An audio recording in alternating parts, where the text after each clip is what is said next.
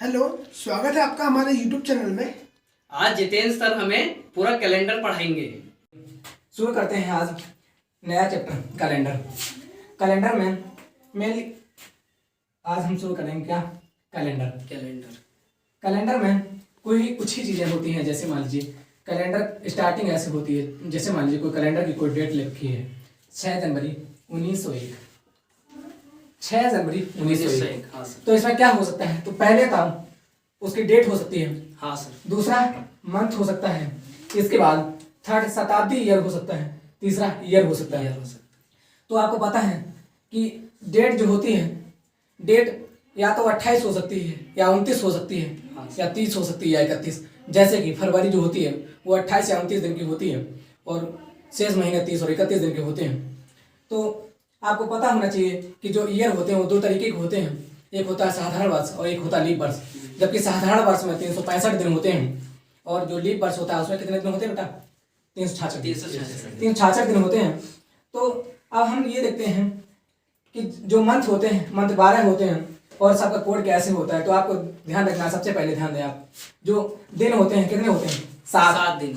Starting किससे होती है? संडे से। तो संडे पहला दिन होगा, दूसरा मंडे, ट्यूसडे का 3 और वेडनेसडे का 4, थर्सडे का 5, फ्राइडे का 6 और सैटरडे का जो कोड रहेगा वो 7 या 0 रहेगा। इसके बाद जो शताब्दी वर्ष होते हैं, आपको पता है शताब्दी वर्ष किसे आपको पता होगा। एक साधारण लीप वर्ष की बात कहें तो लीप वर्ष किसे कहते हैं? जो वर्ष 4 से पूरा डिवाइड होता है उसे क्या कहते हैं? लीप वर्ष कहते हैं। अगर मैं कहूँ शताब्दी लीप वर्ष क्या होता है तो आपको पता होना चाहिए कि जो 400 से कंप्लीट डिवाइड होता है वो शताब्दी लीप वर्ष होता है। ठीक है, तो आप लीप वर्ष को तो समझ गए होंगे जिसको 4 से डिवाइड करना है। जैसे मान लीजिए मैं कहूँ 2004 को आप 4 से डिवाइड करेंगे तो कंप्लीट डिवाइड हो गई। तो आपको पता है 2004 कैसा वर्ष है? लीप वर्ष। अगर मैं कहूँ कि 2000, तो 2000 को अगर हम 400 से डिवाइड करते हैं तो पता है आपको क्या क्या होगा? शताब्दी लीप वर्ष। ठीक है, तो आपको बस कुछ चीज़ें इसमें ध्यान रखनी होंगी। जैसे मैंने बताया कि जो डेज के कोड होते हैं वो 1 से स्टार्ट होते हैं। सैटरडे का लास्ट दिन होता है वो 7 कोड होता है। और शताब्दी वर्ष जो कंप्लीट 400 से डिवाइड होता है उसका कोड 1 होता है। उसका जस्ट आगे साल 1700 आता है तो उसका कोड 4 होता है। और 1800 का 2 होगा और 1900 का कितना होगा? 1900 का कोड कुछ नहीं होगा। जैसे आपसे कहूँ, आपके मन में ऐसा भी आ सकता है कि जैसे मैं कहूँ कि अगर सन 1600 है, अगर मान लीजिए सन यहाँ 1500 रही होती तो उसका कोड क्या रहता? या सन 1200 रही होती तो इसका कोड क्या रहा होता? तो आपको पता है कि जो संख्या 400 से पूरी डिवाइड होती है उसका कोड कितना होता है? मैंने लिख रखा है इधर। कितना लिख रखा है? -1। तो इसका कोड कितना होगा? -1। वैसे मैं अगर 1300 सन का कोड कहूँ तो 1300 का कितना हो जाएगा? 4। अगर मैं वही बात करूँ आपको कि 1400 अगर सन रहा हो तो उसका कोड कितना होगा? 2। और वही 1500 रहा होगा तो उसका कोड कितना होगा? नहीं, कुछ भी नहीं होगा। कहने का मतलब हर 400 के साल के बाद कोड लगातार कैसा होता है? रिपीट होता है। ठीक है, तो आपको ये तो ईयर की बात आ गई। इसके बाद आपको ध्यान रखना है महीने के कोड। जनवरी महीने का कोड 1 होता है, फरवरी का 4 होता है, मार्च का 4 होता है, अप्रैल का 0 और मई का 2, जून का 5, जुलाई का 0, अगस्त का 3, सितंबर का 6, अक्टूबर का 1, नवंबर का 4 और दिसंबर का 6। और इसके बाद आपको ये 12 महीने होते हैं। 12 महीने का कोड आपको पता होना चाहिए। जैसे जनवरी का 1 होता है, फरवरी और मार्च का 4 होता है, अप्रैल का 0 होता है, मई का कितना होता है? 2 होता है, जून का 5 होता है और जुलाई का 0 होता है और इसके बाद अगस्त का 3 होता है, सितंबर का 6 होता है, अक्टूबर का 1 होता है, नवंबर का 4 होता है और दिसंबर का 6 होता है। तो इस तरीके से आपको कोड पर ध्यान रखना है। इसके बाद आपको कोड ध्यान रखना है दूसरी चीज ईयर का। जैसे मैं कहूँ तो आपको पहले डेट तो आपको क्लियर हो गई होगी। इसके बाद जनवरी फरवरी इन दोनों के कोड आपको क्लियर हो गए। अब कोड आपको हमने बताया था 1900, 1800 इनका कोड बता दिया मैंने। जैसे 1600 का मैंने -1 बताया, 1700 का 4, 1800 का 2, 1900 का कुछ भी नहीं। तो अब इसके बाद आपको पीछे वाली संख्या जो लिख रखी है इसका भी कोड जानकारी होना चाहिए। जैसे मान लीजिए यहाँ 1901 लिखा मैंने, 1924 लिखा होता तो कोड क्या होता है? ठीक है। हाँ सर, ठीक है। तो अब हमें आपको पता होना चाहिए कि जिस समय पीछे वाला सन अगर 1 रहा होता और 2 रहा होता, 8 रहा हो, 12 रहा हो, जैसे 1912 हो जाए या 1724 हो जाए, 1665 हो जाए, कुछ ठीक, देखिए आगे इसकी, जैसा कि आपको मैंने पहले डेज का कोड बता दिया है, इसका मंथ का। अब आप जानेंगे शताब्दी वर्ष का कोड आपको बताया, जैसे मैंने आपको बताया कि जिसका जो शताब्दी लीप वर्ष जो 400 से पूर्ण डिवाइड होता है वो शताब्दी लीप वर्ष होता है, उसका कोड कितना होता है -1। इसके बाद जस्ट आगे आएगा उसका 4, इसके जस्ट आगे उसका 2, और जो 1900 आएगा उसका कोड कितना हो जाएगा, उसका कोई भी कोड नहीं रहा है, उसका कितना होगा 0। तो वैसे ही जैसे 400 के बाद हर शताब्दी लीप वर्ष जो होता है कैसा होता है, रिपीट होता है। तो आप देखेंगे सबसे पहले हम, जैसे मैं लिखूँ 6 जनवरी 1901, इस दिन कौन सा दिन रहा होगा, तो आपको पता है 6, और जनवरी का कोड कितना है 1, और 1900 का कोड कितना है 0, और 1 का कोड कितना है 1। तो आपको पता है 6 2 कितना हो गया 8, 8 को सब 7 से डिवाइड करेंगे कितना बचा है 1। तो 1 का मतलब पहला दिन कौन सा है संडे, तो इस दिन कौन सा दिन रहा होगा, संडे रहा होगा। तो इसी तरीके से आपको ये पीछे वाले कोड कैसे आप जानेंगे, उस कोड को जानने का तरीका सीखें। वो पीछे वाले कोड जो होते हैं, जैसे मैं कहूँगा आपसे यहाँ 6 जनवरी 1928, अगर मैं पूछूँ 6 जनवरी 1928 को कौन सा दिन रहा होगा, तो आपको पता है कि जो 28 होता है, आपको यहाँ मैंने कोड लिख रखे हैं 0 से 3 तक, और 4 से 7 तक, 8 से 11 तक, और 12 से 15 तक, 16 से 19 तक, और 20 से 23 तक, और 24 से 27 तक। आपको पता है कि जैसे 27 साल होते हैं, 27 साल बीतने के बाद जो 28वां साल आता है वो सेम वही साल होता है जो स्टार्टिंग का पहला साल होता है। तो आपको एक चीज़ पता होनी चाहिए कि 27 साल के बाद जो होता है कैलेंडर कैसा होता है, रिपीट होता है। नॉर्मल कैलेंडर 27 साल के बाद रिपीट होता है, जबकि पूरा कैलेंडर 400 साल के बाद रिपीट होता है। तो आपको पता होना चाहिए, जैसे मैं कहूँगा आपसे कि 1928 को कौन सा दिन रहा होगा, तो सीधे से आप यहाँ से 28 घटाइए, तो आपको पता है कि या तो 28 साल में रिपीट होगा, या तो 56 साल में रिपीट होगा, या तो 84 साल में रिपीट होगा। यही 3 साल ऐसे होंगे जिसमें कैलेंडर कैसा हो रहा होगा, रिपीट हो रहा होगा।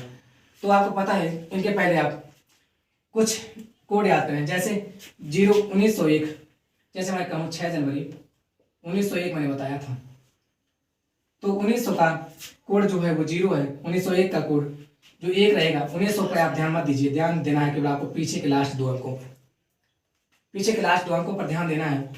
तो पीछे के लास्ट के 2 अंक देखेंगे तो उसमें क्या लिखा होगा, 00 लिखा होगा, या 01 लिखा होगा, या 1903 लिखा होगा, तो क्या होगा 03 लिखा होगा, या 1904 लिखा होगा। मतलब लास्ट के 2 अंक दिखाई देंगे आपको, तो क्या होगा जिसमें 1 0 का कोड 0 होगा, 1 का 1 होगा, 2 का 2, 3 का 3। और आप देखेंगे 4 से 7 तक जब आएंगे आप, तो हर बार एक जुड़ रहा होगा, तो 4 का 5, 5 का 6, 6 का 7, और 7 का 8। वैसे 8 से आप 11 तक आएंगे तो हर बार 2 जुड़ रहे होंगे। 8 का कोड कितना है 10, 9 का 11, 10 का 12, और 11 का 13। और यहाँ देखिए जो यूनिट डिजिट होगा, इकाई के अंक से दाई वाला घट रहा है। देखिए 2 में से 1 घटाएंगे कितना आएगा 1, 3 में से 1 घटाएंगे 2, 4 में से 1 घटाएंगे 3, 5 में से 1 घटाएंगे कितना आएगा 4। यहाँ पर केवल आपको इकाई का अंक लेना है। देखिए 16 से 19 तक, 16 में 6 इकाई का अंक, और 17 में इकाई का अंक 7, 18 में 8, और 19 में 9। और 20 से आप 23 तक आएंगे तो इसमें इकाई और दहाई के दोनों अंक जोड़ेंगे, और हर बार 2 जोड़ रहे होंगे इसमें। देखिए जैसा कि इसमें +2 लिख रखा है। 2 में आप 0 जोड़ेंगे 2 रहेगा, उसमें 2 जोड़ेंगे 4 हो जाएगा। 2 1 3 रहेंगे, 3 में आप 2 जोड़ेंगे कितना हो जाएगा 5 हो जाएगा। 2 2 4 रहेंगे, उसमें 2 जोड़ेंगे 6 हो जाएगा। 2 3 5 जोड़ेंगे तो उसमें 2 जोड़ेंगे कितना हो जाएगा 7। जबकि पीछे वाली जो संख्या है उसमें आप पीछे वाली संख्या से आगे आपको इकाई के अंक से दहाई का घटाना है। 4 से 2 घटाएंगे 2 आएगा, 5 से 2 घटाएंगे 3 आएगा, और 6 से 2 घटाएंगे 4 आएगा, 7 से 2 घटाएंगे कितना आएगा 5। चलो इसके बाद अगला क्वेश्चन कोई पूछना चाह रहे हैं, बोलिए। हाँ सर। हाँ बोलिए। 27 जनवरी 27 जनवरी हाँ 2000 को कौन सा दिन था? 27 जनवरी 2000 को कौन सा दिन था, है ना? हाँ सर। तो आपको पता है 27 जनवरी का कोड कितना है 1, तो 27 + 1 28 हो गया। 7 चौक 28 पूरा पूरा कट रहा है, कुछ हुआ नहीं। जबकि 2000 का कोड कितना है -1। तो आपको पता है, आप अगर देखें यहाँ से तो 1 से 1 काट सकते थे। अगर इसको 27 को 7 से डिवाइड करेंगे तो कितना आएगा 7 × 21 6 27 में 6 का मतलब शुक्रवार। दिन कौन सा रहा होगा फ्राइडे। अगली कोई डेट पूछिए। 15 नवंबर 1943। 15 नवंबर 1943 है ना? तो आपको पता है 15 ये, तो 15 ये हो गया। नवंबर का कोड कितना है? 4। 1900 का कोड कितना है? कुछ भी नहीं। 43 को आपको पता है कि आपको डेट कहाँ तक पता होती है? यह जो होता है वो 27 के बाद रिपीट होना स्टार्ट होता है। तो आपको पता है रिपीट कब होता है? 28 पर, 56 पर और किस पर? 84 पर। 84। तो आपको पता होना चाहिए 43 का 56 से अधिक है? नहीं है, मतलब 56 से अधिक नहीं है, 28 से अधिक है। तो आपको पता है 43 में कितने माइनस करने हैं आपको? 28। जब आप 28 माइनस करेंगे कितना बचेगा? 15। जो कि 15 अगर बचेगा तो अगर आपसे कहा जाए या तो 1943 कहा जाए या 1915 कहा जाए तो दोनों ही बातें कैसी हैं? सेम है। तो आपको पता है कि 15 का कोड क्या होता है? 15 में आपको बारे में बताया है, जब जैसे ही आप 12 से 15 तक पहुंचते हैं तो वहां से इकाई से दाहिने का कैसा हो जाता है? -1 हो जाता है। तो आपको पता है 5 से 1 कम हो जाएगा तो इसका कोड कितना आएगा? 4। तो आपको पता है 4 4 कितने हो जाएंगे? 8 और 15 23। 23 को अगर आप डिवाइड करेंगे 7 से तो आपको पता है 7 21 और कितने बचे? 2 का मतलब सोमवार। तो इसका दिन कौन सा रहा हो? मंडे। यस। ठीक, और कोई क्वेरी? हाँ सर, जैसे कि अपना ये सन 2000 है तो 2000 की जगह में कि 1608 रहता, तो इसको किस तरीके से करेंगे? अच्छा, ये बात। जैसे मान लीजिए कुछ भी समझ लीजिए, जैसे 27 जनवरी 1605 रहता है, ठीक है? हाँ सर। 27 जनवरी 1808 रहता, ठीक है? हाँ सर। कुछ भी डेट रहती तो आपको पता है 27 जो रहेगा वो 27 अपनी जगह रहेगा, जनवरी का कोड सेम रहेगा। आपको पता है जो संख्या मैंने आपको बताया है 400 से पूर्णतः विभाजित होती है उसका कोड कितना होता है? -1। जैसे मैंने कहा 1600, तो 1600 को 400 से डिवाइड करेंगे तो इसका कोड कितना आएगा? पूरा कट जा रहा है तो इसका कोड कितना है? -1 रहेगा। अगर इसी के आगे मान लीजिए 1700 सन आ रहा है तो 1700 सन का कोड कितना रहता है? 4 रहता है। 1800 का कितना रहेगा? 2 रहेगा। तो 1900 का कितना रहेगा? क्रॉस 0, कुछ भी नहीं रहेगा। तो इसके जस्ट आगे अगर 1900 का कुछ क्रॉस नहीं कोड है तो इसके जस्ट आगे कौन सा आएगा? 1500 रहा होगा तो 1500 का कोड भी क्या रहेगा? कुछ भी नहीं रहेगा। कहने का मतलब है 400 साल के बाद कोड कैसा होता है? रिपीट होता है। तो सेम यही कहानी वही है कि 27 जनवरी अगर 1605 की बात की जाए तो 27 जनवरी का एक 1600 का कोड है जो -1 है, और 8 का जो कोड हो जाएगा कितना हो जाएगा? 8 का कितना हो जाएगा? 10 हो जाएगा। कितना हो जाएगा? तो देखिए आप जैसे 1605 है, ठीक है? 1605 में 1600 का कोड कितना है? -1, और 5 का कोड कितना हो जाएगा? 6। तो 6 में से 1 माइनस करेंगे कितना आएगा? 5 और 1 6। 27 और 6 कितना होगा? 33 हो गया। 33 को 7 से डिवाइड करेंगे, 7 चौक 28 कितना आएगा? 5 का मतलब बृहस्पतिवार, क्या है? गुरुवार जिसको बोलते हैं। तो सेम वही कहानी इसकी रहेगी। बाकी आपको कोड केवल पता होना चाहिए किसका? 1600 1700 1800 का, जो मैंने एक चीज लिख रखा है।